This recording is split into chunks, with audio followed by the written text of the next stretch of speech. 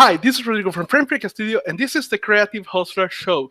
Today's guest is Anoosha Syed, and pretty much she's an amazing character illustrator. I found her work through the CTN events, and she has worked with Disney TV, Dreamworks TV. She has illustrated over 20 picture books. She's a really talented artist, and to be honest, I kind of fell in love with her art. That's why I reached out to her. So, without any more introduction, welcome, Anoosha. Hi, thank you for having me on. This is so exciting. So, for the people who don't know about you, can you tell us a little bit about you? How did you get started into art? What did you choose to follow this career? Pretty much all of that. Yeah, sure. So I work primarily as a children's book illustrator, though I also do freelance design work for animation sometimes, mostly like preschool shows. I have been working for the past 3, maybe almost 4 years now. I graduated from an art school in Switzerland called Ceruleum School of Visual Arts, and I did my bachelor's of illustration there. After I graduated, I did about a year at an animation studio, and then I kind of realized that animation wasn't perfectly right for me. So then I moved on to full-time freelance, and that's just what I've been doing since then. Awesome. So, pretty much, there are many people who want to just join to a company and pretty much work in an office. What made you choose to go into freelancing? So it wasn't a choice at the beginning. It was my all I had wanted to do all of my life was work at a studio. I thought that was the right fit for me. And so once my 1-year contract was up, I was moving to the US with my family, and then I just fell into freelance as just a side gig to keep me going, because I was already doing freelance on the side while I was working in studio. But then as I was working as a freelancer, I kind of realized that was a better fit for me for a couple of reasons. One was that I was basically my own boss. I got to choose my own hours, which is great for me because I get to sleep in, I get to work at home in my pajamas. So that was fun. And then one thing I liked, because when you're working in a studio, you're working in a team environment, which is great. But in that, you kind of have to conform your style to fit towards someone else's vision, the group's vision. You're working as a team, and basically you have to conform your style. But working as a freelancer, it's different because a client comes to me specifically for my style and my vision. And I like that, because I also found that if you've seen my work, my style is very illustrative. It's very stylized, and when you're working in animation, you can't really get that across because you're working with a particular budget, and you can't have pretty textures and really fluid designs and stuff all the time because, budget reasons and whatever. So for that, again, freelance worked a lot better for me. And yeah, it just made sense at the time. And I'm pretty glad that I've chosen that path now. Awesome. Yeah, I think many people forget that if you go into pretty much an office, a company or something like that, you're working the vision of a director or your boss or some other client, things like that. Yeah. And it's not that you're going to be doing the art that you want to do. You're going to be doing the art that needs to be done. That is a lot different, right? Yeah. So pretty much into this. This is a question that I like to ask because there is I have found out that the trickiest part of kind of going into art and learning from these careers are not the things that we think about, but the things that we never even thought about, like the things we don't know that we don't know. And usually those are the hardest, not the things that we think are going to be the hardest part. So what was something that you didn't expect at all that you learned into this path that became really important for you as a professional? Right. Okay. So I feel because while I enjoyed my art school experience, I feel like it did not prepare me for, it taught me how to draw and it taught me how to work with my art skills, but it didn't really teach me how to work with them in a professional sense, like basically how to make money off of it. So one of the things that I've struggled with a lot as a freelancer, and both like in the studio environment as well, is that time management is like a really big important part of your work, which they don't teach you. And dealing with clients and like money management and like working with your finances. Like, I don't know how taxes work as a freelancer, because that's something you should learn. You should know how to, if you're working as a freelancer, you should know kind of like how to run your business and like how to get in touch with clients, where to meet clients, how to develop good relationships with them, and all of this like businessy aspect. And also, no one told me how much math I'd be using. Like, I thought like first year college math, like that's it, I'm done, never again. But for some reason, I'm still using math every day. It really sucks. Funny that you mentioned this. Recently, I just posted this picture. It was a tweet to our fan page, and it had gone viral. Like, completely. I never had a post gone viral as this. And pretty much the post says like, do whatever you want to do, like go into arts, go into music, be a doctor, no matter what. Go and do what you love, but take a good course of Excel, because no matter what you do, you're going to be using that thing. That is very, very true. and yeah, I think it ran through about in everybody, because this post just exploded, and everybody's like, yeah, I'm working in this thing, and I have to use Excel. Like, there was a girl who, like, I do nails in a beauty salon, and I use Excel. I was like, what the? So when going into freelancing or going into art, and especially in the profession, have you ever noticed, like, maybe common mistakes that people who are starting out are making that they are not aware that they are making it? Let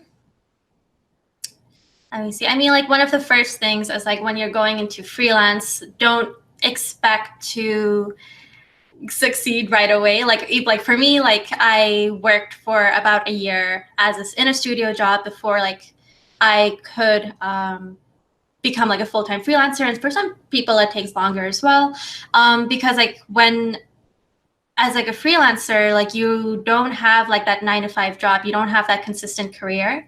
What you have instead is like clients that come like every now and again, and so you do need to kind of like build that client base like a bit before you're able to rely on that like as like a full income and stuff. So that's like one thing, that like, don't feel pressure to like go straight into it right away, straight out of school. Like, it's fine if like you need to like have like your day job or your side gig or whatever until like you feel confident enough to go into full-time freelance.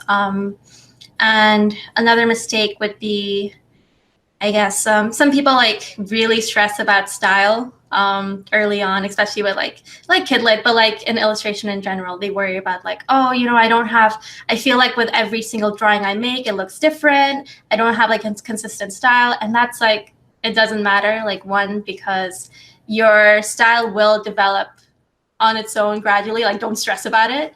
And then two, like, sometimes it's good not to have like a specific style, because like some art directors do like that you can kind of like shapeshift a bit. So like that could be a good selling point for you. Yeah, I got a friend who is really good, and he gets looked at a lot, even though he has like his style for his own kind of thing, and is kind of morbid. but he early on, even when I met him in college many years ago, he had this skill where he pretty much could adapt to any illustration style, and that is very useful as well. Yeah, and like when you're working in animation, that's like especially useful, because like, again, you are trying to fit within the style of the show. So if you are able to switch between styles very easily, then that comes in very handy in animation. And on the other hand, this is something that we find out. We pretty much started an animation studio, but we didn't want nobody in our team wanted to deal with the traffic, so pretty much Mhm. we are still working like everybody from their own homes Yeah, in their own nice. computers, and on, we know that at some point we will have to have an office, but until that Mhm. is absolutely necessary, we are not going to do Yeah. it. But we have found out by working this way that not everybody is made to work this way. Some people do need an office, some people do need a Mhm. space, and if they are in their house or in a relaxed environment, they are not able to pretty much work. Do you have Mhm. any problems with this, or? Oh, yes. Oh my God, yes. So like, okay, I love being a freelancer, but like my biggest reason that like I didn't want to go full time into it for a long time was because I hate working from home. I feel like I never get anything done. I get distracted very easily. So like I would have this issue where I'd say, okay, I'm gonna start working from 9 and I'm gonna try to get all my work done. But then maybe around 12, I'd be like, oh, okay, I should go do my groceries. Oh, it's like 1 o'clock. I should start preparing lunch. I guess I'll have lunch now. Oh, I should do like this errand. I have to do this. I have to do that. So then I end up not getting any work done. And I feel like I have to make up for it, like, afterwards. So my actual work day is like 9 in the morning until 11 at nighttime. But like, so I have both like long work hours, but I also don't get any work done at the same time. So basically, like, it just wasn't working out. And like, I really missed working in a studio where you have colleagues around you who can either like, you can socialize, you can get critique and everything. And I missed being outside. Like, I was just at home all the time. So I really hated that. So a friend like recently, like a few months ago, mentioned that, oh, you should try co-working. And that's what I'm actually doing right now. So I found a studio space I live outside downtown Toronto, but I found like a studio space in Toronto, which is, I pay like a monthly fee to just like rent out a table. There are other people there, they're all creatives. And so basically it's kind of like I'm commuting and going to work, and I work like whatever 7 hours, like from 10 to 4 or whatever, and then I come home and then that's it. Like I don't do any other work. And so because of that, I've established like a good like boundary between work and personal life, which I think is very important, especially when you're a freelancer or like just working in the arts in general, where I feel like a lot of people will just like devote all of their time to art and just like sitting at their table all day, and it's just really unhealthy. So I think it's like really important to create that kind of distinction between your personal life and your work life. And the system I have going right now, it's finally working, and I'm actually getting so much more work done now. And I also have a life outside of work, which is great. Nice. Yeah, definitely. I think that is important, and it is easy for many people to forget about it. Pretty much, I have a different kind of problem. Like I had tried going to co-working spaces and Yeah. things like that, and that didn't work for me. Like Oh no. I really discovered that the thing that truly kills me is like the part of the traffic, like That's true. yeah, that and to be like 1 hour to get to a place that is relatively close is like no, like I can put this hour into work and something That's like true. that. That's true. So on that end, but I did in the beginning, and if anybody jumps into freelancing, I think nobody does it perfect in the beginning. Like my mentor told me that the first time he went into working from home, like the first week, he didn't do anything at all, and it's like, oh no, like I gotta get something done here. My case was worse. Like I went to my home and a month went by and I didn't have anything done. It's like, okay, this is bad. Like I have to do something. Money's running out. So if anybody jumps to freelancing and finds themselves into this situation, then don't worry, it's Right. normal. I think it just takes time, and also just like figuring out what works best for you as well, like just like through trial and error or whatever. But I think like even if you are working from home, if you're not like going out co-working or like working in a coffee shop or whatever, I think it is still important to establish some kind of a schedule, whether it be like, if it doesn't have to be like a 9 to 5 thing, like maybe you feel like you work better in the evening, so then you do like a 5 to 11 or whatever. But as long as you make time that's like work time and time that's like personal time, then that is going to be the best thing. Yeah, definitely. I have the system that I have is a productivity planner. Oh, nice. You don't have to buy this. Anybody listening, you don't have to buy it because pretty much you can look into YouTube for this and copy the system in a piece of paper. But pretty much what it does is you put the task like, and this is like the most important task of the day, and each ball here represents like a 25 minutes time frame, and then you go into 5 minutes rest, and in those 25 minutes, you cannot do anything other than that. So pretty much, this should be like, in my case, if I can do only this task like in the day, I'm happy. Then if I have extra time, I keep adding other things. But if not, at least I had advance. And once this is filled, like I don't do anything else. I started, especially since I have problems sleeping. If I get to work too late, then by the time I go to bed, I have too many ideas in my head and I cannot sleep. So I decided that at most at 7 I stop working and stop doing things and start doing something else to think about anything else. That's good. I think I really like the technique that you have going on. I think there's like something similar like I've done in the past called the Pomodoro technique, I think, where like you set a timer for 25 minutes and then you just work 25 minutes straight and then you take a 5-minute break, then another 25 minutes and a 5-minute break, and you do that 4 times and then you get a 30-minute break, I think. And then it helped. I don't do that anymore, but like I've done it in the past, and like it definitely helps if you are if you get distracted easily. But there are like so many of these techniques online you can find, and just it's all about finding something that works for you. Yeah, pretty much. It's really the same. Like each ball is a Pomodoro. Okay, so... yeah. Okay, perfect. That's exactly it. Yeah, exactly.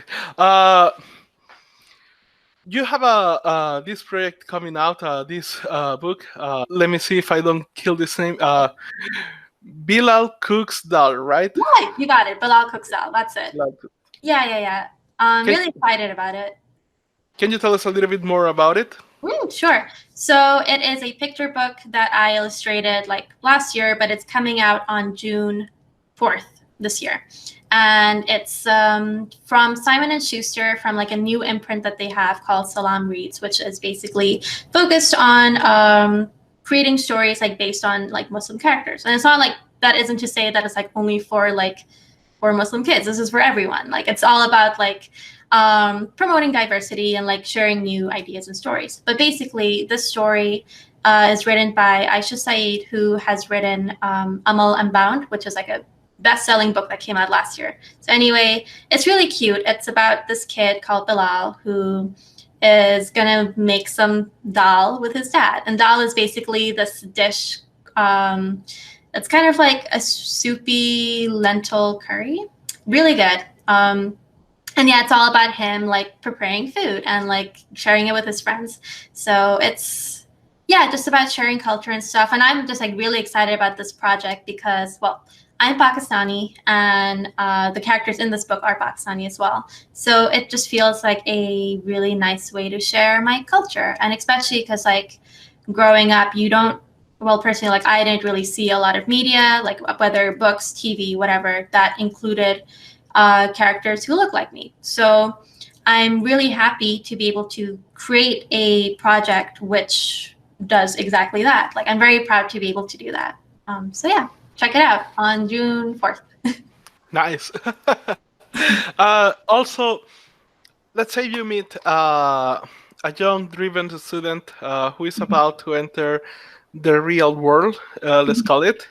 And let's say that person wants to follow a similar path as you have done to become a freelancer and pretty much be an amazing illustrator. What advice would you give that person? And also, what advice should that person ignore completely? Okay. So,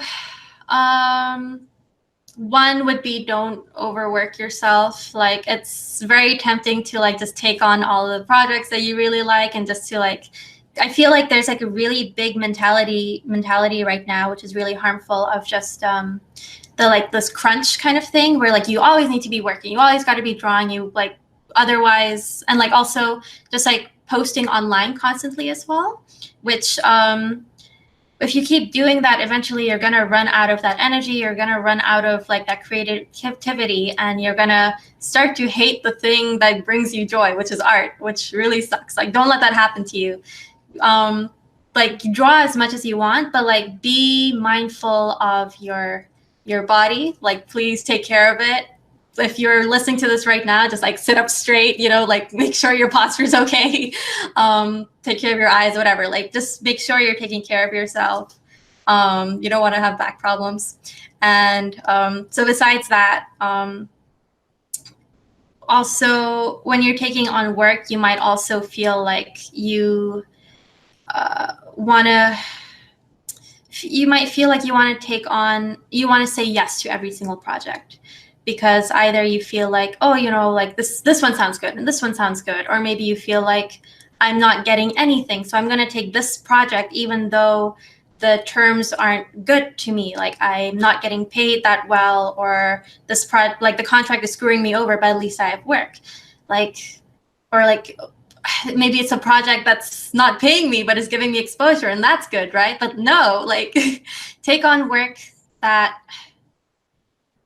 brings you joy, and be selective, you know.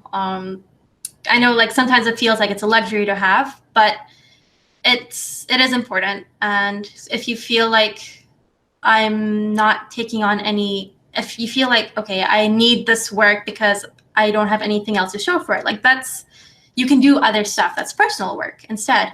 If instead of making things that are for exposure, you can create like a personal project, like a webcomic, or you can make your own children's book, or you can like design your own stuff. So you still have stuff to show for your portfolio, but you also are creating stuff that you actually enjoy.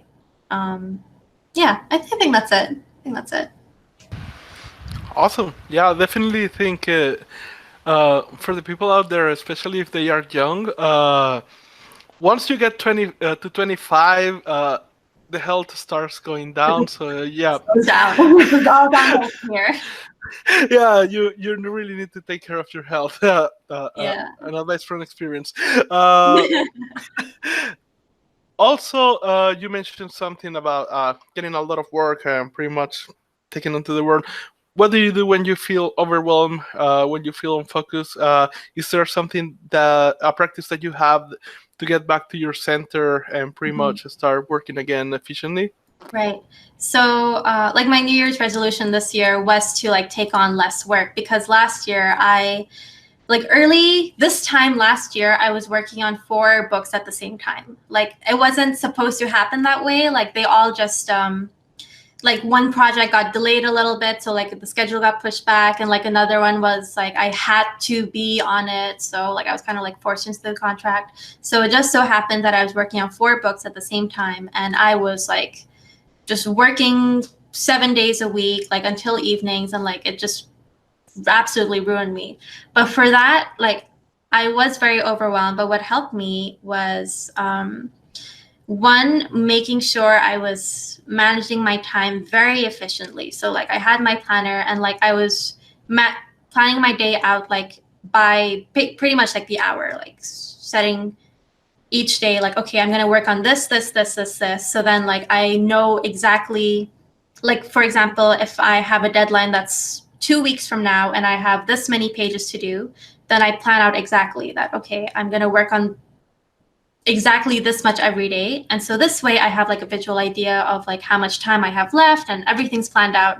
So I don't have that kind of stress of being like, oh no, I don't have enough time to finish this. Then the other thing was, even if I was completely overworked, I did try to make sure I had some amount of time for myself. For like what I would do was run. Like after a long day of working, I would go out and run. So like I have like a bit of time to just not think about work, not think about anything, and kind of get like my energy and frustration out. And so whether that be like exercise or video games or just anything, like try to have like maybe 30 minutes of, even if you have like an overworked day, like try to make that kind of time. Yeah. Yeah, something that I learned, I'm part of a couple of entrepreneurial groups, Mm-hmm. and one of them especially is very close to my heart because they have helped me a lot. And the thing that, you know, when I was hanging around with them, we had a meeting in Europe and Mm-hmm. pretty much had a good time. But uh, something that I noticed in them is that they had this practice. They call it clear cuts, Okay. and pretty much if you saw them like into the event when we were talking all about business and all that, like they were really focused on that, and they were serious and paying a lot of attention. Like they had a concentration skills that left me speechless. I thought like, oh man, like I have problems concentrating compared to these guys. I thought I was good in focusing, but no, like these guys Mm-hmm. are amazing. And even when they talk to you, like it's like you feel the intensity that they are really paying you attention. And some of them look very serious, and Mm-hmm. then we went to like a club to have party, and it was like a completely different person, like going insane, crazy, dancing, screaming, jumping around, going from one place to another. And yeah, pretty much later at the beginning I was kind of shocked. Then they told me about this concept of clear cuts, and and pretty much it was, well, they also did meditation, so it was like yeah, I'm trying to be present to the moment. Like if Mm-hmm. I'm going to be in the party, I'm not going to be thinking about business because I already thought about Yeah. business when I was doing that. And once that stopped, like pretty much I don't want to think about anything like of that in any other area of my life. Mm-hmm. And I've been trying to put that into my life, and it's harder than it sounds, because even with the pomodoros, like one of the rules of the pomodoros is that you set out the timer, and once the time's up, like even if you are in the middle of something, you have to stop and go and rest for 5 minutes or something like that. And I found out that in the beginning it is really hard, because it's like, Mm-hmm. no, I'm inspired, like I want to keep doing this Yeah, thing, yeah, yeah. but that is hard, yeah. Mm-hmm. Also, in the last 5 years, have you learned something, incorporated a new habit or a new belief or a new mindset that has helped you a lot into your life? Can be professionally, personally. Um, I think, yeah, like the biggest thing I've learned is all about the balance of maintaining, boundaries between work and personal life. Because also, like during college, like I pretty much did not have a social life. I was just like I was the one kid who was just like constantly working and like constantly working on my projects, and like giving, like if my teacher would assign a project that's like, oh, okay, you have to illustrate like 4 pages of a children's book, I would like illustrate the entire like 20 pages and stuff, because I was like a teacher's pet or whatever. But anyway, I've learned I'm like a much more different person from what I was like 5 years ago, like as that student, where when you're working with a client, like as much as like you would love to put like your 110%, sometimes that's just not possible because of like time restraints, and like there's only so much time in the world that you have, and it's sometimes the budget of the project, it doesn't make sense for you to give that 110%. So even though it's hard, like sometimes you have to realize that I should only be putting in as much effort into the work as I'm either being paid or the time that I'm given. So unfortunately, sometimes that means that the work that you output is not your amazing best work, but that's unfortunately something I have to live with. Awesome. Now, have you ever had this, let's say, a failure, or something that in the moment in the beginning you thought it was a failure that has set you up for success or better opportunities Yeah. in the future? Yeah, okay. So one time so the agent that I have right now, literary agent, she's absolutely amazing. But the people that I had before, they were not as great. But anyway, like I just had like a bad time with them. But anyway, one of the projects that they got me on was like to do some work for Target. And I was really excited about that. I thought this was going to be my big break. And they had set up like a phone call with them, but they had kind of like gotten the timings wrong. And so I was like an hour late to the meeting basically, and I missed it. And then they did not contact me afterwards. So I was like, this is it. Like I'm completely ruined. Like I'm not going to get, like, this is my one shot. I'm never going to get anything like this again. I was just like miserable for months. But I'm okay. Like I moved past it. Like I've gotten like better work since then, and it's all good. So yeah, I mean, like sometimes you have like screw ups like these, but it's okay. You'll move past them. You'll find like better work and like better opportunities. And actually, no, I have a better example than that. So I was talking about this on Twitter recently, and this is actually really important. So for most of my life, I wanted to work in animation. Like that's my number one biggest dream. And I did do that like straight out of college. I worked for a year at a TV studio, and then like my contract ended. But after that, like, so I did like work freelance, but that was always a side gig. For almost 2 years, I had been applying for, I don't even know how many positions at animation studios. Like every day I was just sending out my resume to countless studios, job postings, reworking my portfolio again and again. I went to CTN, like I did all the stuff. Like I thought I was doing everything right, but like it was just rejection after rejection after rejection. And at a certain point, like I was just miserable. And I was getting a little bitter when I saw like my friends were succeeding. I was like, what am I doing wrong? I thought like, I was just like really sad. But after a while, I kind of realized that this side freelance gig that I had, like I was actually enjoying it more than I thought I would. And at first I was like, no, like this is just like a side thing. Like animation is what I really want.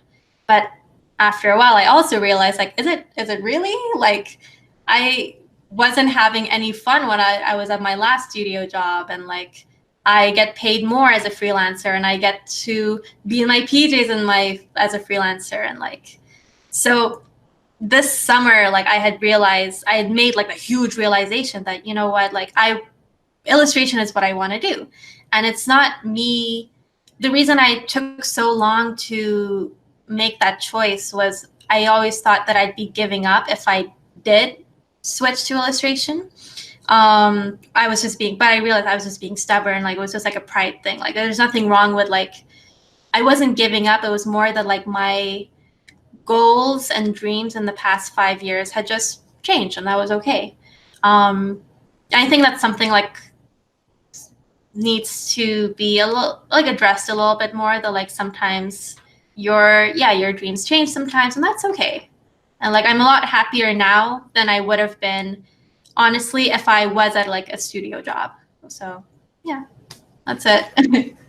Yeah, that adaptation I think is really key because I do have a couple of experiences like that, and it was one of those situations where like things were not going well, and I just pushed through and fought and worked hard and finally got it. And when I got what I wanted, like it wasn't like I thought it was going to be. It really sucked to be.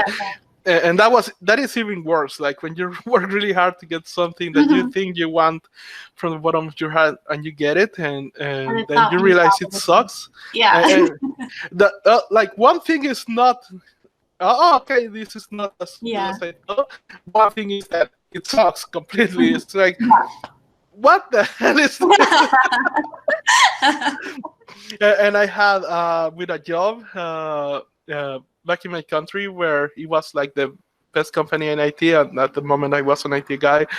And when I got it, I was surprised of how bad things were compared to what I had in mind. Yeah.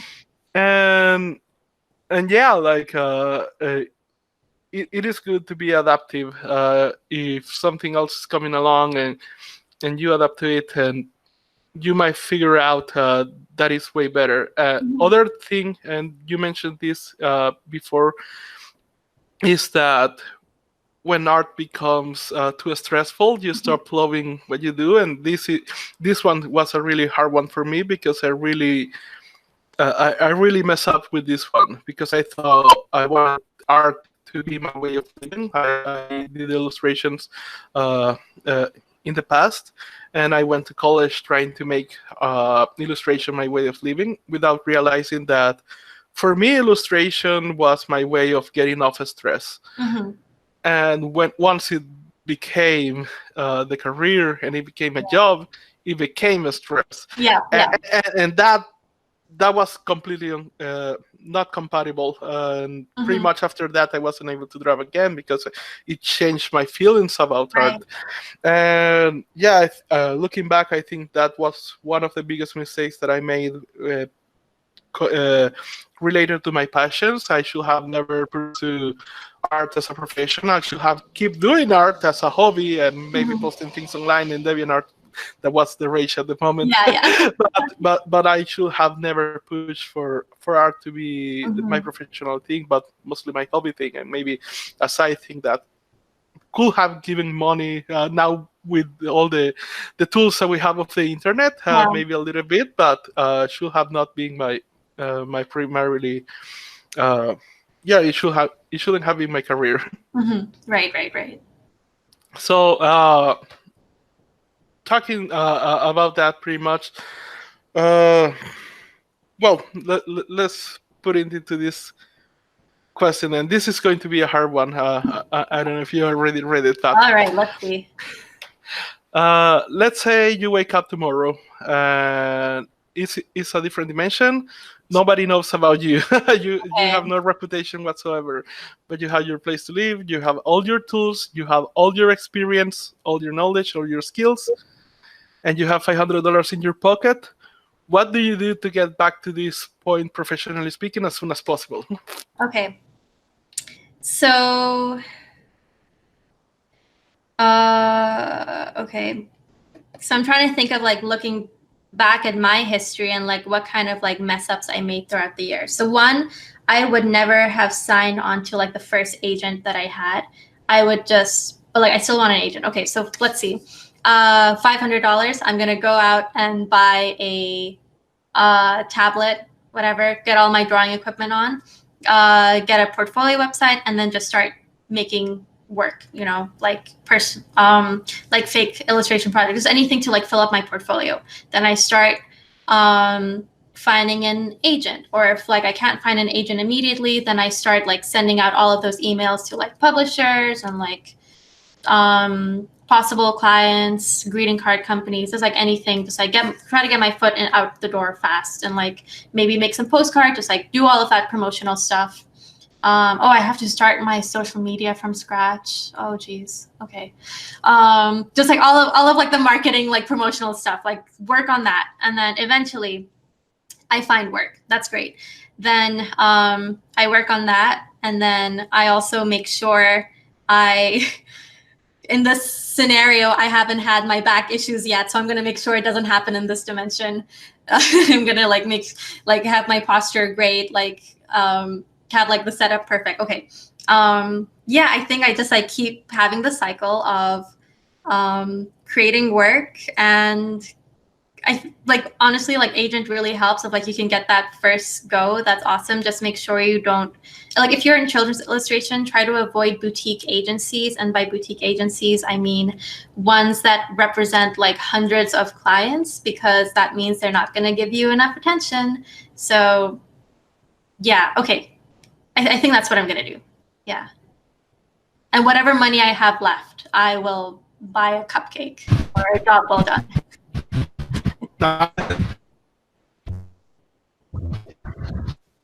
Nice. Yeah. Okay, so is there any last advice that you would like to give to people listening to us that we haven't talked into this interview yet? Just keep drawing and make sure it doesn't turn into the thing you hate.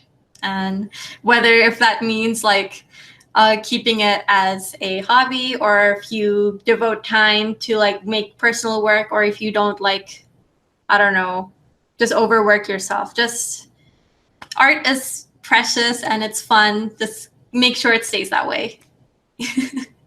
Nice. Yeah. Well, if people want to find you online, where would be the best place to do so? So I am Foxville_art on like Twitter and Instagram. That's FOXVILLE_ART. And then I have my online portfolio, which is AnooshaSyed.com. And yeah, I think that's it. Awesome. Thanks a lot for being here and giving us your time and your knowledge so we can learn. So it's been really great. Yeah, thank you so much. So this has been the last episode of the Creative Hostler Show. I hope that you have liked it. And if you have, please click the like button in the video below. Or if you're watching this interview from our website or podcast, please share it with your friends. Until next time.